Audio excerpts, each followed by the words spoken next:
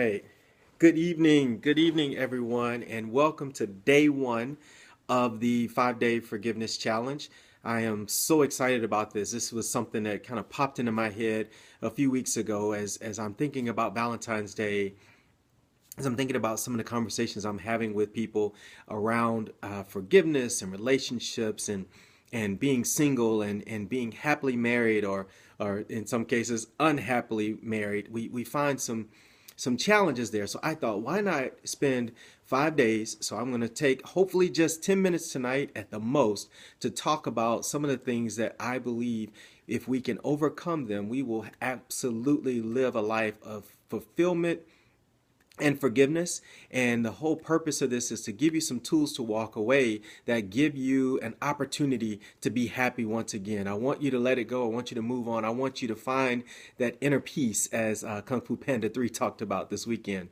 So tonight's session is going to be about forgiving yourself. Tomorrow night, we're going to talk about how to forgive when they don't apologize. That's a big one.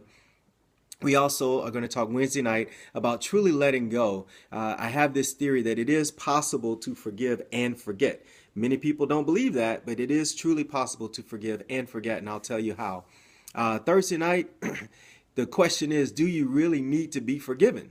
Do you need to be forgiven? Because many of us have been hurt and we hurt others. So we'll talk a little bit about that on Thursday night. And then Friday night, our goal is to learn what we need to know and then model that behavior for others. So on Friday night, how do you model forgiveness for others so that you're not passing along the pain? So let's jump right in for tonight. So forgiving yourself. I am a firm believer, and if you Google forgiveness, many authors will talk about the fact that it's difficult to forgive somebody else if you can't first forgive yourself. The reason that's so important is because so many of us literally keep ourselves on the hook, so to speak, when something happens. And when you think about it, if you are truly upset, now I apologize, I'm trying to broadcast both on Periscope and on Facebook. So this is a little more technical than I am equipped. I'm a marketing guy.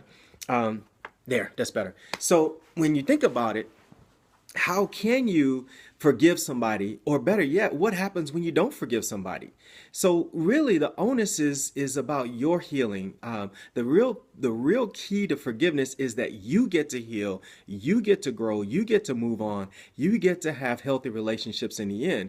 It doesn't matter whether or not that person accepts their role in hurting you. It doesn't matter if they agree or not. It's really about you and your healing. So that's what we want to talk about tonight. But first, I want to talk about what happens if you don't forgive. What happens? We all know that there are a lot of folks walking around that are bitter right now. And I'm going to give you a few things that I think are ways that bitterness and unforgiveness shows up. Number one, you got some real trust issues. It's very difficult for you to trust other people. You might not trust even your own family members. You might not trust your employers. You might not trust your coworkers. You might not even trust the people that work for you. So you got real trust issues. And then secondly, you may even have commitment issues. It's very difficult. Now, again, I understand when you've been through a relationship that caused pain or created a chasm, so to speak, in your heart that didn't go the way you planned for it to go. Imagine now you're trying to be committed again, and you've got to roll the dice and make yourself available fully to somebody else. It's difficult because you're afraid, when is it going to happen again? And that leads to my third point. So number one, you want to control everything. You want to control every aspect of your life. This translates even to our parenting style. I love joking about the mother hovers, but mother hovers often are trying to protect their kids from things that happened to them when they were kids. So you really have trust issues and commitment issues, and you need to control your environment at all times. And then fourth, you expect the worst. I kind of had this joke in my book. I talked about it. It's not a matter of if I'm going to cheat. It's a matter of when. And you're expecting me to do something wrong. You're expecting me to disappoint you. And sure enough, I could have 18 years of doing just the most amazing thing as a husband, as a father, what have you. But I have one day that I make a mistake and I am guilty as charged, and you knew it was happening. You knew it was going to happen all along. So oftentimes we go into relationships expecting absolutely the worst. And that doesn't help us. That doesn't help us grow. That doesn't help us get the love and the unconditional love in the relationships that we are truly designed to have based on what God wants for us. Now, last but not least, we often will punish others with our pain. I like to tell this story because I can remember when I was going through my divorce, someone shared with me this whole notion because they said, you got to get over the pain. And here's why. If you're in line at the grocery store and all you have is a Coke and a Hershey's chocolate bar, but when you step up to the cashier tells you it's $200. And you're like, no, well, almost $200 now because Cokes and Hershey bars are like $2 a piece. But in the end, you know it shouldn't be $200. And what the cashier says is that you have to pay for the person that came before you. So how many of us out there are making the person that we're in relationship now with pay for the person that came before them?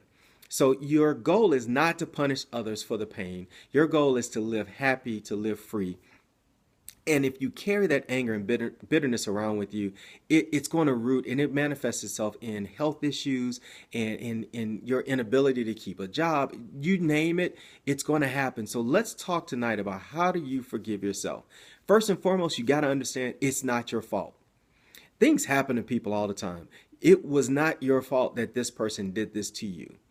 Even if you had a role to play, they still had a choice in whether or not they were going to act on how they felt at that moment. So don't blame yourself. Do not blame yourself. But at the same time, you also need to think about what are some of the things that I may bring into relationships that create an environment that encourage people to not be 100 with me, to not give me their full love and commitment. So, but it still is not your fault. So don't blame yourself. Do not blame yourself. It's not your fault. Secondly, and this is the most important piece, when you do forgive, you are restored. When you have the ability to forgive the person that hurt you, that means you can walk in that room and you're not ready to spit. You can literally walk in the room and understand that they exist and that life is still good. That doesn't mean you have to be best friends. You ain't got to go over and give them a big hug. You ain't got to go through all that. But really what you want is that you are at peace with yourself and where you are in life. So that way, when you do see that person in public, when you do get friends that tell you how good they've got it now, that you don't have that spitefulness, that anger, that bitterness inside you that bubbles up. So what I would suggest is that you tune in the next 4 nights, Tuesday, Wednesday, Thursday, and Friday night, and I will continue to give you some tips on how you can live a life of forgiveness and, frankly, restoration, because I truly believe that in order for us to truly be healed, we have to be restored. And if you think about it, and this is probably not the best example, but when you are restoring a car, you are restoring it to its natural beauty. You're restoring it to its original parts and the way it ran initially. Now, it may still have a little ding here and there, but the bottom line is you've increased the value of that car once it's been restored. And so I want to challenge you tonight to do something for me. And each night I'm going to give you a challenge. What I want you to do is make a list. Oftentimes we tell ourselves the negative things. Oftentimes we look ourselves in the mirror every single morning and talk about our failures or the things that we come up short. What I want you to do is write down positive things that you love about yourself. And if you have a hard time coming up with those, because so many of us get caught up in that space, write down positive things that people say about you over the next, 24 hours. And what I would challenge you to do is first thing in the morning, when you get up, I want you to repeat those things to yourself in the mirror. So if somebody says that you're organized, I know my good friend Dana's on the call now, and I know she's got a book, What's in Your 24, where she helps women figure out how to exercise and still take care of the family and do all 100,000 things that she does.